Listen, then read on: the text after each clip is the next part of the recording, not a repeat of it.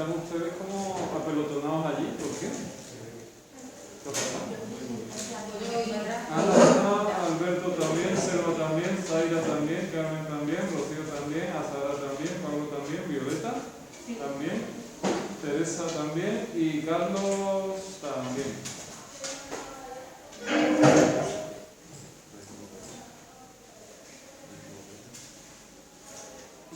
¡Ay, el cañón! Siempre falta.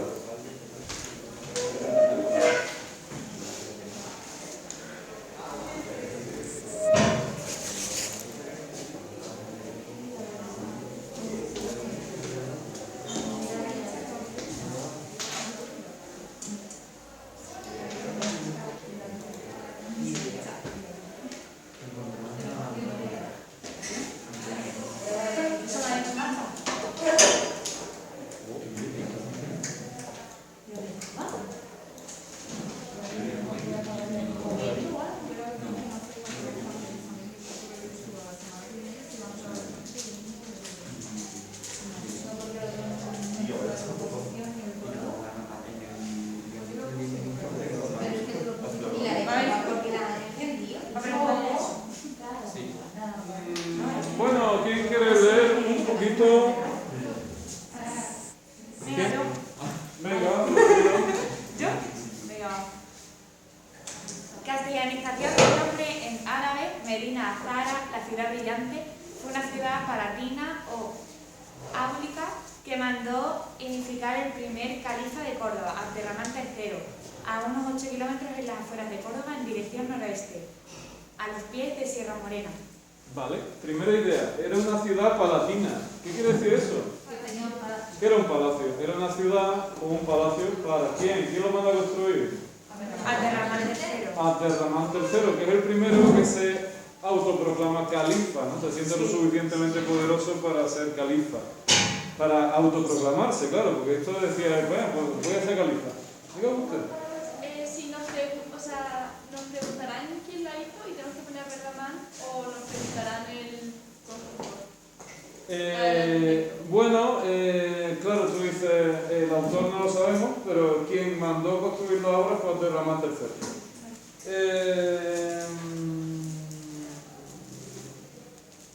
¿Quién quiere seguir un poquito por aquí? El yacimiento arqueológico, don Pablo. El yacimiento arqueológico de Medina Azahara está declarado bien de interés cultural en la categoría de monumento desde el año 1923, además de ser declarado oficialmente como Patrimonio de la Humanidad en la UNESCO el 1 de julio de 2018. En 2019 recibió más de 285.672 visitantes, siendo uno de los espacios culturales más visitados en Andalucía. Muy bien. Esto viene a colación porque ¿cómo protegemos el monumento que consideramos de interés? Pues España tiene una figura legal que se llama Bien de Interés Cultural. Es fácil acordarse porque se dice BIC, ¿no? Como el boli BIC. Bien de Interés Cultural. Si uno quiere que un edificio sea protegido por la ley, la gente, podemos ponernos de acuerdo nosotros y proponer que un edificio sea catalogado como bien de interés cultural. Eso crea una serie de limitaciones de los usos que se pueden hacer del edificio. Hay veces que, yo qué sé, en un pueblo, en una ciudad van a tirar un edificio y hay gente que se une, recoge firmas y solicita que sea declarado bien de interés cultural, con lo cual va a tener una serie de limitaciones lo que se puede hacer y no se puede hacer con ese edificio, ¿vale? Muy bien, eso a nivel nacional. A nivel internacional hay una oficina, una sección de Naciones Unidas que se llama UNESCO, que se dedica a qué? UNESCO. Vamos a ver qué significa UNESCO. Organización de Naciones Unidas para la Educación, la Ciencia y la Cultura. Es decir, la UNESCO es una parte de la ONU que se dedica a educación, cultura y ciencia. La UNESCO tiene un galardón que es Patrimonio de la Humanidad. Cuando la UNESCO da ese galardón, ¿qué quiere decir? Que el edificio o aquello que se lo da es algo relevante y no solo... Vamos a empezar por patrimonio. ¿Qué quiere decir patrimonio? legado, ¿no? El Como legado bien de el alguien. capital. Sí, es como Ah, el la legado. economía, ¿qué es el patrimonio de la Como empresa? El Las legado. propiedades o no sé. Muy bien, el patrimonio es el conjunto de bienes de una persona o de una institución. Por ejemplo, podemos decir el patrimonio del Ayuntamiento de Aracena. El Ayuntamiento de Aracena tiene una serie de inmuebles que son su patrimonio, ¿no? Susceptible de estimación económica. Y el segundo significado de patrimonio interesante es aquellos bienes que una persona adquiere por herencia familiar. Patrimonio quiere decir las dos cosas, tanto bienes de una persona, de una institución, como que los va a heredar a alguien, ¿no? Ustedes heredarán el patrimonio familiar ¿cuándo? Cuando fallezcan. Cuando sus padres fallecen, ustedes heredan el patrimonio de la familia. Puede ser que tengan patrimonio, puede que no tengan, ¿no? Pero si tienen patrimonio, lo heredan. Muy bien, ¿por qué cuando hablamos de cultura se habla de patrimonio? ¿Por qué la UNESCO da el título Patrimonio de la Humanidad? Porque Dicen, esto es patrimonio de la humanidad. Y yo digo, esto de aquí. Es como la Esto es patrimonio de la humanidad. Porque le pertenece a la humanidad, porque es un conjunto de bienes, o sea, los patrimonios, todos los edificios que consideren que es un patrimonio, es un bien de la humanidad que no debe ser heredado. Exacto. Y la segunda parte del concepto va a ser heredado por nuestros hijos. Por lo tanto, el título nos conlleva una serie de obligaciones, ¿no? ¿Qué obligación nos da a nosotros? Si es nuestro patrimonio, deberíamos protegerlo, conservarlo, para que la generación siguiente lo herede, ¿no? Claro. Cuando se dice, fulanito ha dilapidado el patrimonio de la familia, ¿qué estamos diciendo? Ha cogido el patrimonio y se lo ha pulido entero. Al decir a UNESCO, oiga, esto es patrimonio de la humanidad, como dicen, oiga, esto no es que sea patrimonio de los españoles, ni de los de Córdoba, ni de los andaluces, sino el edificio es tan singular, tan representativo de una época, que debe conservarse para las generaciones posteriores, y no solo para los españoles, ni los andaluces, ni los cordobeses, sino para toda la humanidad.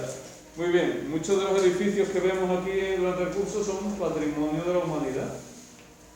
Digamos que la UNESCO dice, oiga, que esto merece la pena que se conserve para las generaciones posteriores. Bueno,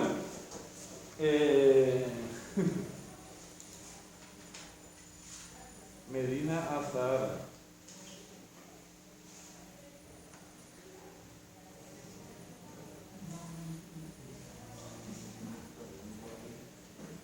Venga, ¿quién se anima a seguir un poquito? Doña Zaira. Aprovechando perfectamente el desnivel del terreno, la ciudad de Medina Azahara fue distribuida en 3 terrazas. El recinto de la ciudad adopta un trazado rectangular, frente a la idea laberíntica y caótica característica del urbanismo musulmán. De 1.500 metros de lado en sentido este-oeste y unos 750 metros de norte a sur. Se ve tan solo deformado del lado norte, por las necesidades de adaptación a la difícil topografía del terreno. La topografía jugó un papel determinante en la configuración de la ciudad. Su emplazamiento sobre la falda de Sierra Morena permitió diseñar un programa urbano entre la ubicación y la relación física entre las distintas construcciones, resaltaron expresivas el papel de cada una de ellas en el conjunto de la... Bueno, vale. La ciudad se organiza en torno a 3 niveles diferentes, lo que dice que son 3 terrazas. Aproximadamente, ¿qué tamaño tenía la ciudad? 1500 por 750, es decir, 1,5 kilómetros por kilómetro. Tampoco es que sea una ciudad excesivamente grande. Se tiene que adaptar a la orografía del terreno, de Sierra Morena. ¿El palacio en qué terraza estaba? En la más elevada, en la más alta. Muy bien, ¿qué hay en la primera terraza? ¿Quién quiere seguir leyendo un poquito? Carmen.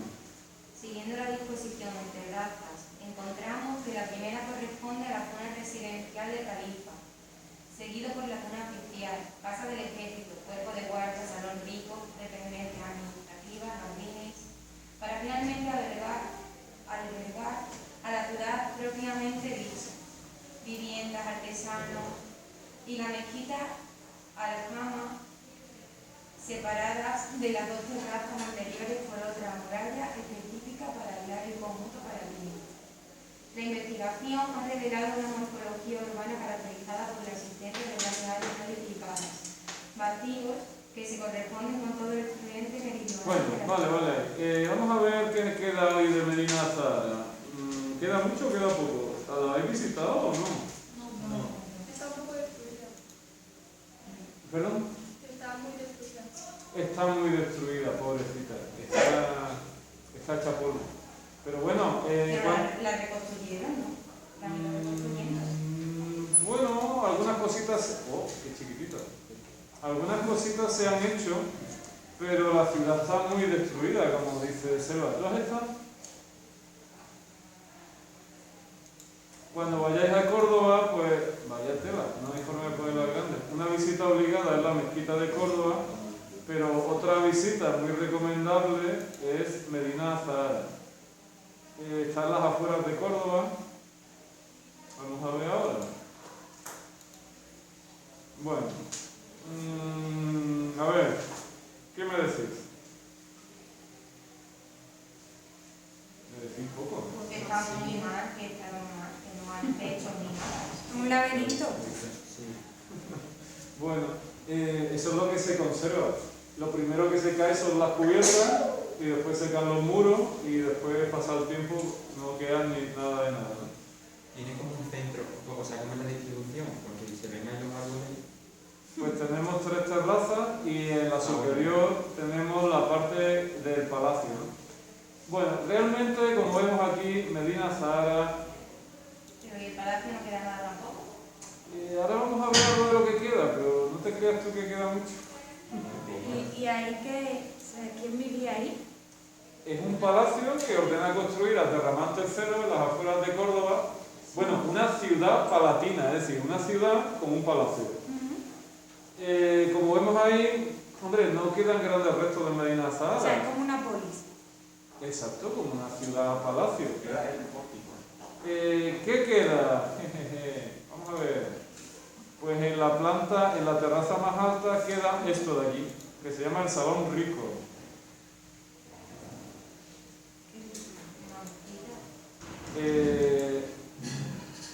Vamos a ver.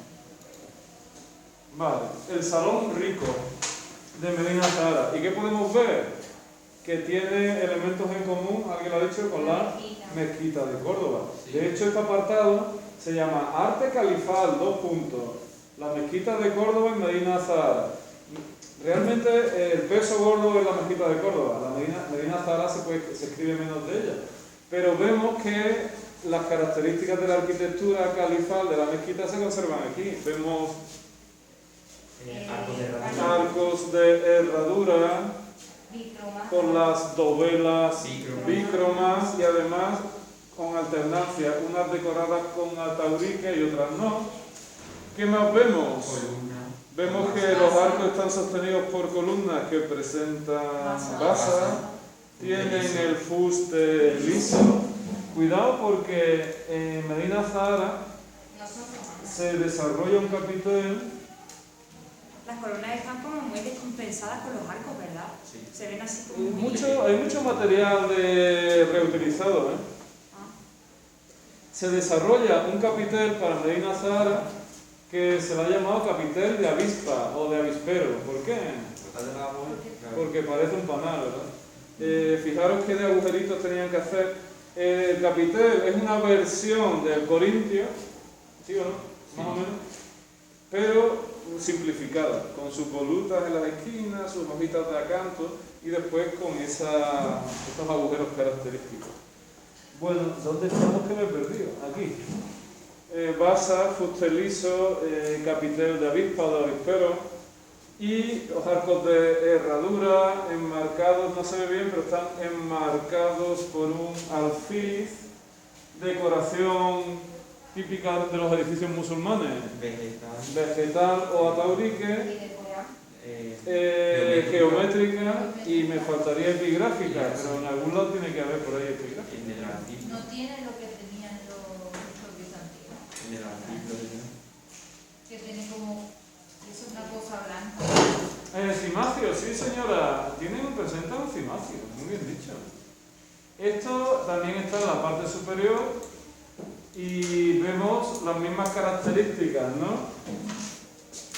Sí, arco de... Arco, una sucesión de 3 arcos de herradura sostenidos por columnas con basa, fuste liso, capitel de avispero, enmarcados en un alfiz y a su vez dentro de otro alfiz mayor con decoración geométrica, taurique y no hay citas. Vaya, pues parece que no hay epigrafía, qué pena. Bueno. Bueno, pues esto es lo que conservamos. Hay miles y miles de piezas de decoración de yeso que se han encontrado, pero miles, ¿eh? Y ahora hay un proyecto de reconstrucción de esas piezas, pero es un trabajo muy lento y ha habido problemas legales. Yo el otro día, bueno, este verano leí en el periódico que se concedió a una empresa de reconstrucción, la empresa tuvo problemas, lo cogió otra, después lo cogió otra, después no sé qué, un lío tremendo.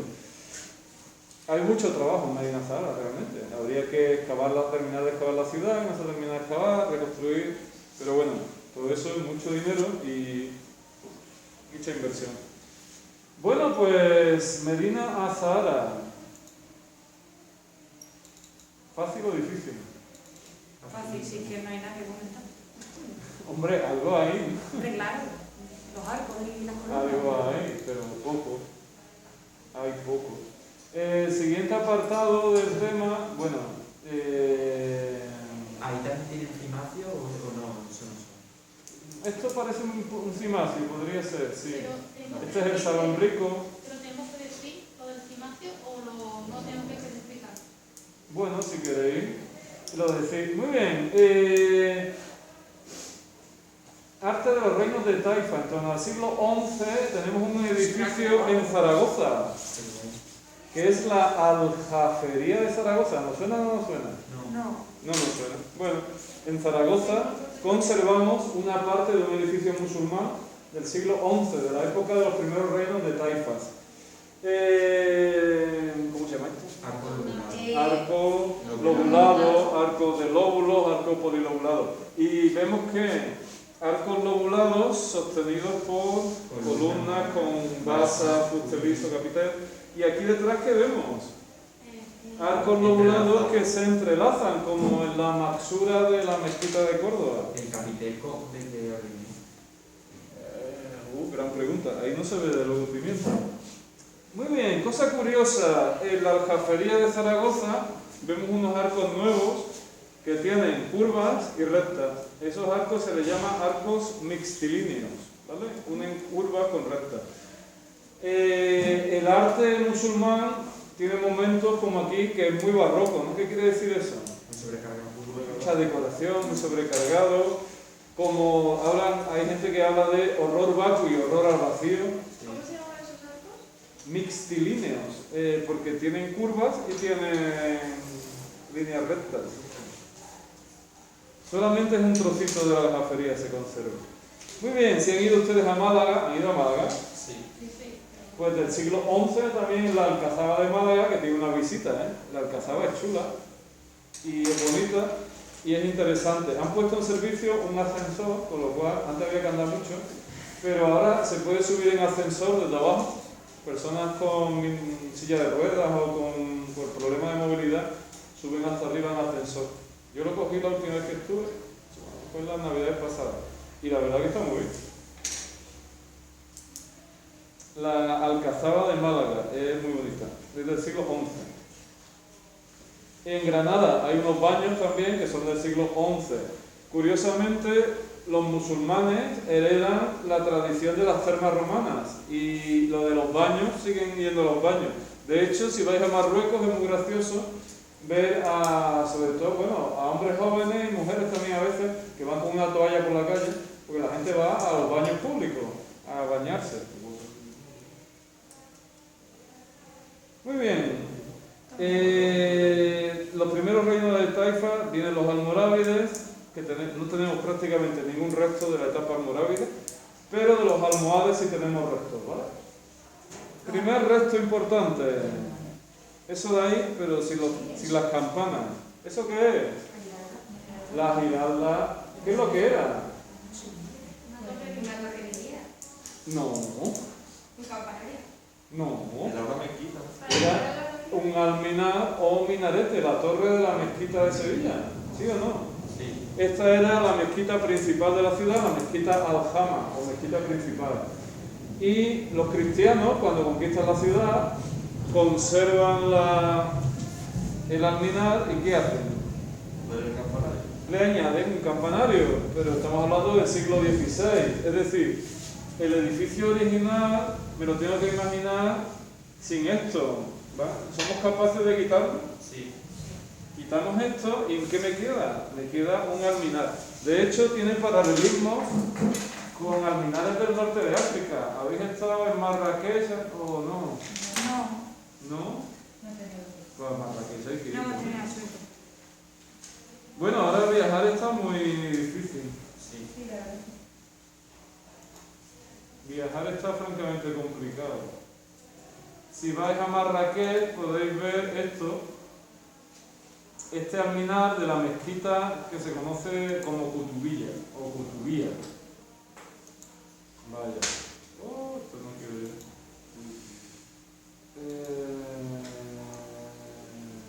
Pues no, va a ser que no. Ah, ahora sí.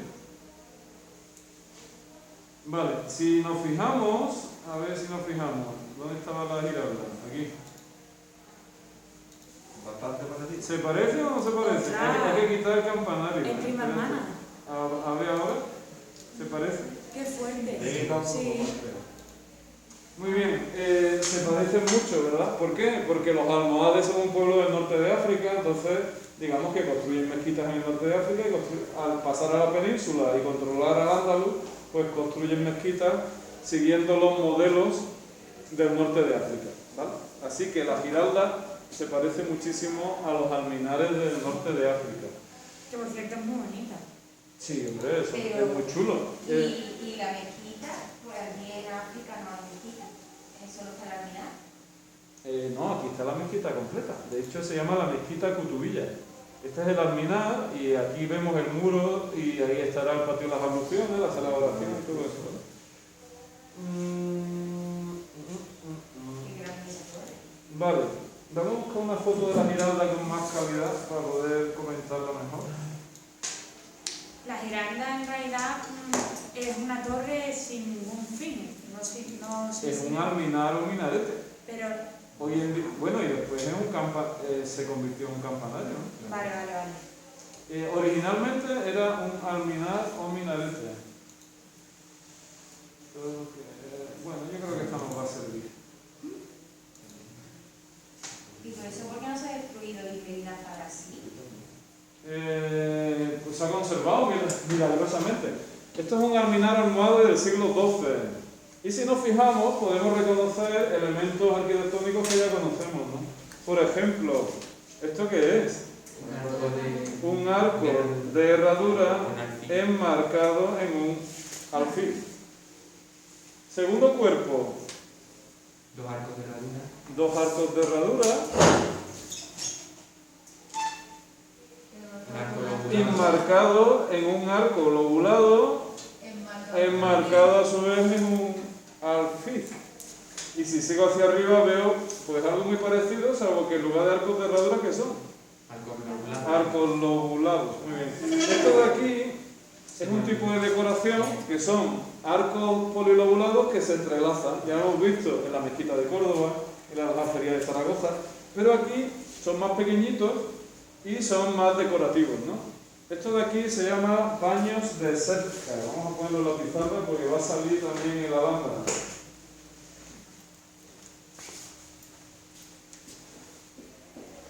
Baños de cerca. Cerca lo pueden ver ustedes escrito con K, con Q, de una manera, de otra. ¿Qué son los baños de cerca? Si ustedes se fijan, son arcos lobulados que ¿qué hacen? Se entrelazan. Que se entrelazan y forman una decoración así muy barroca, muy recargada. Muy bien, seguimos hacia arriba. ¿Esto qué son? Arcos de herradura. Otra vez, dos arcos de herradura. Enmarcados por un arco lobulado, enmarcado en un alfiz, con paños de cerca a derecha e izquierda, ¿no? Sí. Vale. Finalmente el edificio terminaba por una sucesión de Arcos arcos lobulados entrelazados y no sabemos bien cómo terminaba el alminar original. Hay reconstrucciones sobre cómo pensamos cómo era, pero claro, son reproducciones, no estamos seguros. ¿En qué año se construyó? Siglo XII, el año exacto no sabría yo decírselo. Así no sale, ¿qué ponemos? Ah, mira, aquí sale. Aquí está.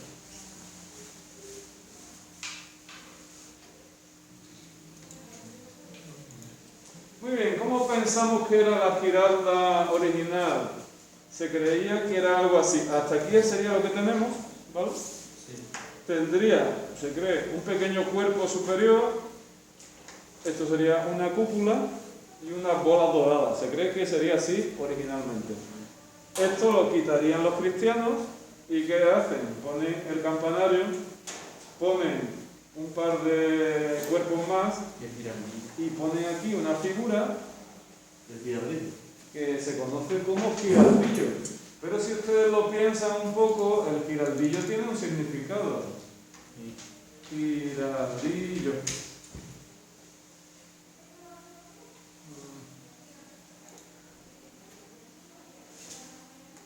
Es la primera vez que Es una veleta, ¿no? Sí, ahora vamos a ver qué es el giraldillo. ¿Quién se anima? ¿Yo? Entusiasmo. Doña Teresa está deseando. Tengo la voz un poco. Pues doña Ana está deseando. El giraldillo. El giraldillo es el nombre popular que recibe la escultura que alegoriza de forma femenina la victoria cristiana ante los árabes, Corona, la Giralda de Sevilla. Sin embargo, recibió los nombres de fe, triunfo de la Iglesia, coloso de la fe victoriosa y alegoría de la fortaleza de la fe. Fue realizada en 1568 por Bartolomé Morel, quien la diseñó junto a Luis de Vargas y Hernán Ruiz del Joven. Bueno, a lo que vamos. En realidad, el giraldillo no se llama así. ¿Se llama qué? Coloso de la fe victoriosa o alegoría de la fortaleza de la fe. ¿Qué es lo que representa? Una victoria. ¿La victoria de quién sobre quién? De los cristianos sobre los musulmanes. Es como una alegoría de la victoria. A ver si, mira, aquí más o menos se ve una Tiene que copia. estar en la copia de la Esto es una copia que estuvo en superficie para que la gente lo viera, porque claro, está tan alta que no se aprecia cómo es la figura. Una figura femenina que simboliza la victoria. ¿Nos suena de algo? Que enlaza con la cultura greco-romana. Figura femenina, técnica de paños mojados, ¿no suena? Eso se sigue usando. Una palma, ¿no? Porque al fin y al cabo la hoja de palma y el Domingo de Ramos están más asociados al cristianismo, ¿no? Sí. Contraposto. Contraposto, muy bien. Es una figura muy clásica. Claro, el siglo XVI es el Renacimiento, que va a hacer una vuelta a Grecia y a Roma. Y como decía Alberto, es una veleta, en realidad giraba. Para que haga efecto de veleta se le pone esto para que gire. Como giraba, la gente de Sevilla le llamó, no le van a llamar la victoria de la fe, sino ¿cómo le llaman? El giraldillo. El giraldillo. Entonces, el nombre de la veleta al final da nombre al edificio. ¿Cómo se llama el edificio? La Giralda. La Giralda. Qué fuerte. Qué fuerte, qué fuerte. No lo sabía, es que no sabía ni que existía. La verdad, sinceramente. Bueno, pues menos mal, hombre, hemos aprendido algo interesante hoy, que la veleta da nombre al edificio. ¿Y el edificio qué es? Pues es un alminar, un minarete que se ha aprovechado. Gran pregunta. A lo mejor es otra posibilidad. Si te fijas, el edificio es el mismo las tres veces. Esto es cómo está hoy, cómo podía ser y cómo podía ser. Ahí tiene otra parte como con algo, ¿no? El de la derecha, arriba. Puede tener otro cuerpo más, ¿no? No sé. Bueno, no sabemos exactamente cómo es. Bueno, ¿hay algo más de la época almohade en Sevilla? La Torre del Oro. La Torre del Oro. La Torre de la Plata. Siglo XII, la Torre de la Plata, muy bien. La Torre del Oro. Eso era como un banco o algo así. Y yo de chica me un creía que primo era la mío- torre del loro. Un primo mío se creía eso también, que era la Torre del Loro, y se enteró de mayor, muy de mayor ya, que era, Sí, que no sí. era eso. ¿Quién quiere leer un poquito? Yo. Pues venga. La Torre del Oro de Sevilla es una torre albarrana situada en el mar izquierdo del río. Albarrana suena muy feo. Vamos a ver qué significa. Que forma parte de un recinto fortificado, es decir, una torre que estaba unida a la muralla de la ciudad, ¿vale? Torre albarrana. Venga, sigue usted un poquito. En el río Guadalquivir, en la ciudad de Sevilla, comunidad autónoma de Andalucía, España, junto a la Plaza de Toros de la Maestranza. Su altura de 36 metros, posiblemente su nombre en árabe era Buri al-Dahar, Bor al-Zahar o Bor al-Zahar, en referencia a su brillo dorado que se reflejaba sobre el río. Muy bien, ahora sabemos por qué se llama del oro. Porque estaba recubierta de azulejos dorados originalmente y cuando le daba el sol, pues relucía. ¿Vale? Tendría Por que eso. ser muy chulo. Hay mucha gente que dice que se llamaba la Torre del Oro porque cuando venían los barcos de América guardaban el oro procedente de América ahí. Yo he escuchado eso. Eso Sí, tenía- yo también Eso lo ha escuchado todo el mundo, Sí, pero Eso no. de América vino poco oro, sobre todo venía plata, más plata que oro. Y después que realmente tampoco se utilizó, aunque se utilizaba puntualmente para cosas así, pero no. Se llamaba así porque estaba recubierta de azulejos dorados, vidriados, y cuando le daba el sol, pues relucía. Qué guay. Entonces, ¿para qué se usaba? Es una torre albarrana. La muralla llegaba hasta ahí, Para guiar, ¿no? para defender la ciudad, digamos. Lo que pasa es que el trozo de muralla que unía esto con el Alcázar se ha perdido. Pero alguien ha hablado de la Torre de la Plata. La Torre de la Plata, el Alcázar estaba unido a la Torre de la Plata y a la Torre del Oro. Esa muralla se ha perdido. Con el Y la paso Torre del de la Plata no se ve. La Torre de la Plata está aquí al lado, está muy cerca. Entre el Alcázar y la Torre del Oro hay una torre más pequeñita que se llama la Torre de la Plata. Es que no me acuerdo cómo se llama la calle. Es una calle que va... El archivo, usted deja el archivo de India a su espalda, la Casa de la Moneda a su izquierda y hay una calle estrecha que va hasta la Torre del Oro. Pues por esa calle, a mano izquierda, se ve la Torre de la Plata, al lado de un parking que hay un parking, pues ahí está la torre. Bueno, el caso que la torre es del siglo XII, venga, ¿quién se anima a seguir leyendo un poquito? Es una torre de 3 cuerpos. Doña Zaira está entusiasmada. Es una torre formada por 3 cuerpos. El primer cuerpo, dodecagonal, fue construido entre 1120 y 1221 por orden del gobernador almohade de Sevilla, Abu Ullah. En cuanto al segundo cuerpo, también dodecagonal, fue mandado a construir por Pedro I el Cruel en el siglo IV. Una hipótesis que ha quedado confirmada por los estudios arqueológicos. Por último, el cuerpo superior, cilíndrico y rematado en cúpula dorada, fue construida en 1760 por el ingeniero militar Sebastián van de Voort tras el terremoto de Lisboa de 1755. Muy bien, así que cosas curiosas, pues la parte original del siglo XIII, ¿cuál es? La parte inferior, que es dodecagonal. ¿Eso qué quiere decir? Que tiene 12... Que tiene 12 lados. Esa parte es la musulmana. Esta parte de aquí no es musulmana. Dice el texto que la ordenó construir un rey cristiano ya. Pedro I el Cruel. No sé si han hablado ustedes de él en Historia de España. Sí. ¿Han hablado de Pedro I? Sí. Bueno, pues Pedro I parece ser que mandó construir el segundo cuerpo, es decir, esto de aquí. La Torre de la Plata no tiene ese cuerpo. La Torre de la Plata no lo tiene. Y después la parte final, esta cupulita dorada que tiene arriba, parece ser que tampoco es original, que la mandó a construir un tal Sebastián van der Voort en el siglo XVIII. Así que si nos cae la Torre de la Plata, perdón, del Oro, ¿qué decimos?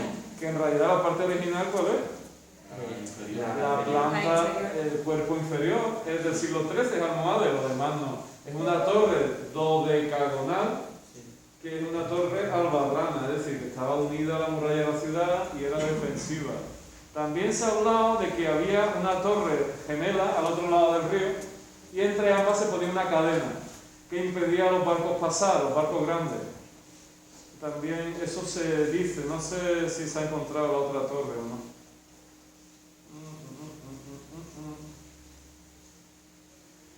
Bueno. Torre de Oro. Torre de Oro. Uy. ¿Esto qué quiere decir? Que entramos en el último punto del tema, que es el arte nazarí. 2 puntos, la Alhambra de Granada y el Generalife. Muy bien. ¿Dónde está eso? En Granada. Está en Granada. ¿Cuál es la cronología del edificio? Siglo XIII y XIV. Siglos XIII y XIV. Casi toda la Alhambra es del siglo XIV, ¿de acuerdo? Y para eso vamos a leer un poquito, ustedes se habrán olvidado ya de nuestro amigo Angulo. Vamos a ver si está por aquí. ¿Está por aquí? Pues no está por aquí. Para mí que yo lo voy a descargar. Bueno, pues no vamos a leer a nuestro amigo Angulo, lo leemos el viernes. Vamos a echar un vistazo.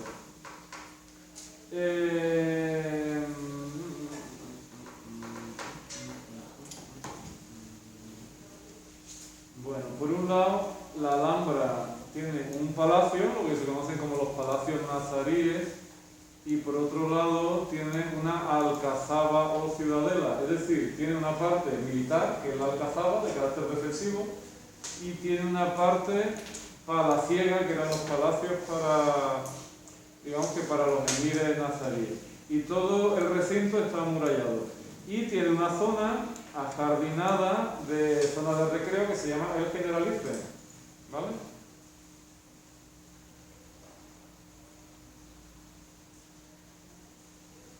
Vale, estas son las imágenes que caen mucho en Pebao, ¿verdad? De la giralda, no, de la Alhambra. Sí. Normalmente se ha destacado que se une en la arquitectura nazarí. El uso de los patios como elemento de distribución, que es algo muy romano, si lo pensamos. El atrium y el peristilo eran distribuidores de la casa romana. Los musulmanes son herederos de la arquitectura romana también. El uso del agua, ¿el uso de qué? Las abluciones, ¿no? Bueno, en este caso es un palacio, pero se mezcla el uso del agua ¿con qué? Con el uso de la vegetación, ¿de acuerdo? Y en general se ha destacado en la Alhambra que la mayoría de los materiales arquitectónicos que se utilizan son materiales pobres. Pero a pesar de eso, la decoración pues resulta muy elaborada, muy rica. Hay también un cierto, ¿cómo era? Horror al vacío, ¿verdad? Un cierto barroquismo en la decoración. Bueno, ¿cómo se organiza la Alhambra? Si vamos a la planta, veremos que la Alhambra se organiza básicamente en torno a 2 grandes patios, que son el número 7 y el número 11. ¿Cómo se llaman esos patios? El Arrayán y el Pedro. Ajá. Qué bien te lo sabes. ¿Y eso? ¿Has ido unas pocas de veces? Muy bien. Este de aquí es el patio de los Arrayanes. El arrayán es una planta, de hecho son estas plantas de ahí. Se escribe con Y, arrayán. Así que es el patio de los Arrayanes. Y a ver, ¿quién me dice algún elemento que vea por ahí? Vale, arcos de medio punto. Uy, mira, usando el telefonino en clase, muy mal. Así no se concentra usted. Arcos de medio punto.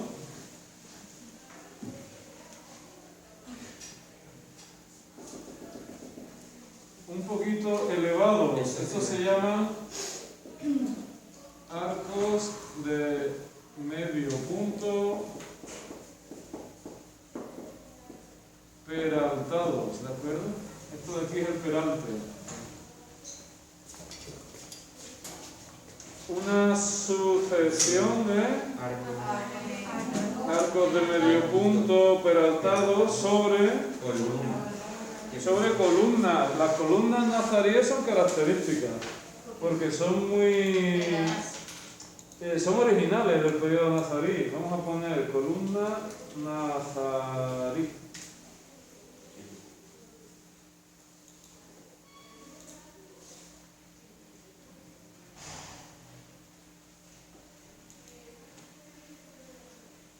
Anda, pues un dibujo. Bueno, da lo mismo. Si se fijan ustedes, la columna nazarí tiene basa, un fuste liso y después tiene un capitel que tiene dos partes, una cilíndrica y la otra más bien cúbica, ¿no? Un capitel con dos partes, cilindro y cubo. Vamos a ver en foto mejor que en dibujo, ¿no? Porque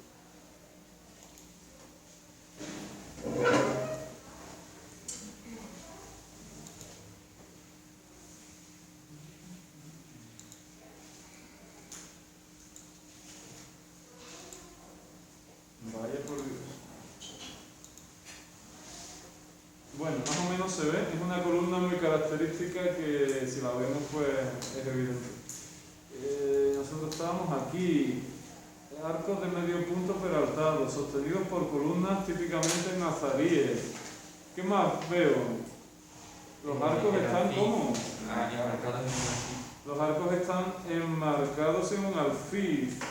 ¿Y qué tipo de decoración tiene esto? No se ve bien, pero nos lo podemos imaginar.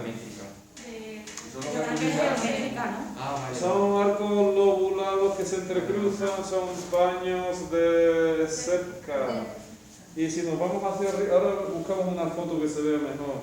Y si nos vamos hacia arriba, ¿qué vemos? Tiene otro cuerpo con ventanas formadas por arcos de medio punto enmarcados en un alfiz y otro cuerpo superior en el que aparece una serie de columnas y otra vez una sucesión de arcos de medio punto enmarcados en un alfiz. Otro de los elementos característicos del arte nazarí van a ser los azulejos. Y con las ventanas señalando las vallas de esas... Celosías. Azulejos nazaríes. ¿Eso es importante lo de las celosías? Bueno, no, tampoco es muy importante, la verdad. Fijaros, si ponemos azulejos nazaríes, ¿qué salen? Estos diseños se siguen utilizando hoy en día. Sí. Estos diseños, fijaros, han pervivido mucho en el tiempo, desde el siglo XIV hasta nuestros días, 600 años, y se siguen empleando todavía en las casas tradicionales andaluzas, en los patios, se utilizan este tipo de diseños, ¿no? Unos son más complejos, otros son más simples. Hombre, la diferencia es que hoy en día compramos el azulejo, ¿no? El azulejo así y lo pegan, ¿no? Los azulejos de verdad, ¿cómo estaban hechos? Estaban cortados, exacto, con el color blanco se cortaban las piezas y las piezas se iban insertando una en otra. Hombre, es un trabajo de artesanía muy duro y muy laborioso. Hoy en día compramos un azulejo que tiene el diseño, ¿no? Estampado y los colores hechos así por una máquina y horneados. Pero en aquella época había que hacerlo uno a uno. Muy bien, vamos a echar un vistacillo a alguna prueba. El viernes terminaremos con la... Bueno, le daremos un empujón a la lámpara.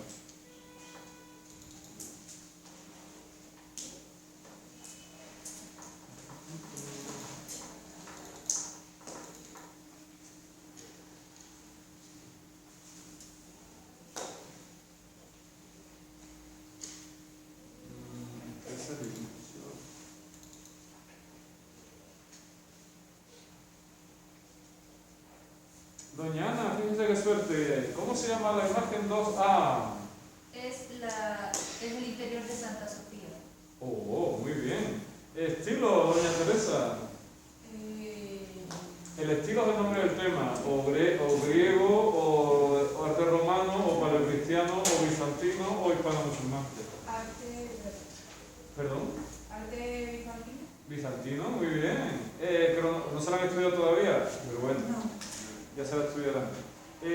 Pregunta teórica, ¿el templo griego, el Partenón? ¿No la sabemos? Sí. Bueno, más o menos, ¿no? Uy, este amigote, ¿cómo se llama, Alberto? 1A, ¿cómo se llama la obra? De Prima Porta. De Prima Porta. Carlos, estilo. Romano. Bueno. Uy, mira, pregunta teórica. ¿Qué pone? La mezquita de Córdoba. La mezquita de Córdoba. Esa cae con mucha frecuencia. Uy, uy, uy. Zaira, imagen 1A. ¿Cómo se llama la obra? El Apoxiomeno. Autor, Selva.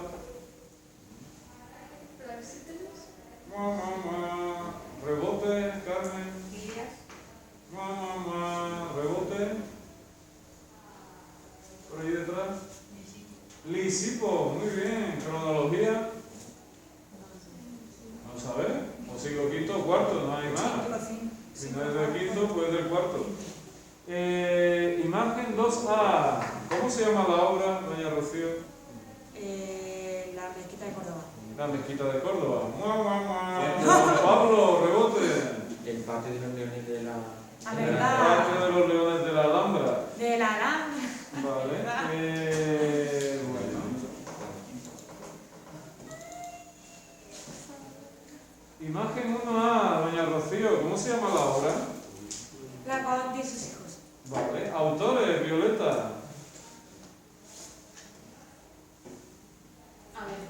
A ver. Agesandro. Mejor aprendérselo de carrerilla. ¿No? Agesandro. Polidoro y Atenodoro. Polidoro y Atenodoro. Muy bien. Estilo, Carlos. Ten cuidado, el estilo es el nombre del tema. Arte griego, periodo helenístico. Bueno, Sí, el matrimonio endorfino. Matrimonio Arnolfini, muy bien. 2016, 2009, venga, este mismo.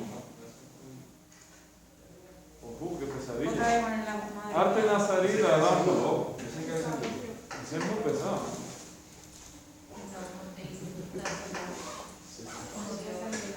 Los edificios bizantinos y la cúpula, Santa Sofía. Esa cae mucho, Y la sinagoga. No hemos visto ninguno todavía. Eso no. Imagen 2A, doña Teresa, ¿cómo se llama la obra? Relieve en el templo de la Valla. Doña Ana. El desfile de las Palateneas del... Sí, la procesión de la Panatenea, de Fidia, siglo V a.C. Muy Relieve bien. del Partenón. El relieve del Partenón, muy bien. Imagen 1A, doña Rocío. ¿Cómo se llama la obra?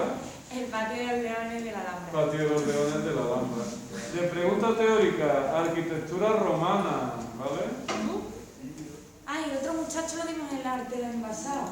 Inocencio X, de Velázquez. Imagen 1A, ¿cómo se llama la obra, doña Carmen? El Partenón. El Partenón. ¿Autores, doña Violeta? No me acuerdo. Fidia, Prasíteles y... No. No. Rebote, Sí, doña Sara. el Partenón, ¿no? Me acuerdo del vídeo, pero que se me olvidó. Sixtino, Calícrates y Fidia. Cronología, Zaira. ¿Y qué he dicho? Fidia, Prasíteles. Ahí se 438, 438 te Arte califal, la mezquita de Córdoba. Esa cae mucho. Esto no podemos hacerlo. Mami, a ver, a manera de egipcio. No entró nada. Pues... No, porque lo han hecho. Bueno, han quitado un lado y han puesto por otro, porque del siglo XX se han sacado uno también. Imagen 1A, don Pablo, ¿cómo se llama la obra? Mesón Ramón. Estilo, Carlos. Romano. Romano. Azahara, ¿sí te otras obras arquitectónicas de este estilo? Aunque no lo haya estudiado, vamos a pensar, arquitectura romana, conozco algún edificio romano. El Coliseo, sí. El Teatro Romano de Mérida, Arco del sí. Triunfo. El Anfiteatro de Itálica, sí. Arco del Triunfo. Los Arcos del Triunfo de Tito, Constantino, Septimio Severo, Puente de Alcántara, Murallas de Lugo. Hay cosas que si me pongo a pensar salen. ¿Y la puerta de Alcalá de qué era? La Puerta de Alcalá es neoclásica, siglo XIX, así que Sabatini, queda todavía un poquito. Una pregunta, cuando nos digan en el examen de selectividad